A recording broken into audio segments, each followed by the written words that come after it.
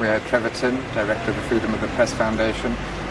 He spoke about the war on journalism. He spoke about how Trump had tweeted personally more than 2,200 times against the press. And he spoke about how unconstitutional this indictment was. He went so far as to say at one point in Congress, where they tried to criminalize what this indictment is trying to criminalize, the lawmakers of the country actually rejected the shield bill that they were trying to put through. Okay, so I want to get this out there. There's this bundle of 300 and something pages that's just being delivered to people. Lewis is blaming it on the prosecution, saying that all these papers were out in the public and they should have been given to them. But he just read an affidavit that was dated September the 2nd, and that the prosecution gave that information to the defense on Monday.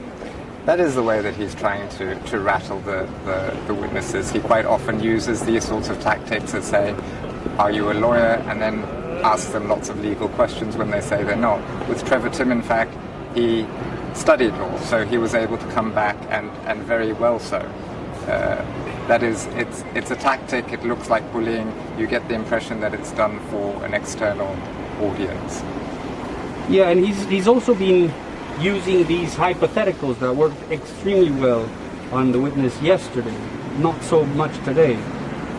It's true. I don't actually understand why people engage with hypothetical arguments.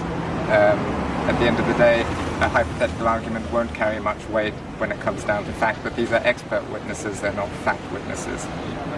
And finally, he keeps on referring to evidence that the government hasn't actually published. But he keeps on referring to the evidence, the underlying evidence of the indictment, which is not public. It's part of the grand jury. And Trevor Timm pointed out that of grand juries, indictments resulted in 99.9%. That was to say that in something like 266,000 cases, 11 cases came back without actually enacting an indictment. So this is the biggest press freedom case that we've seen in our lifetime.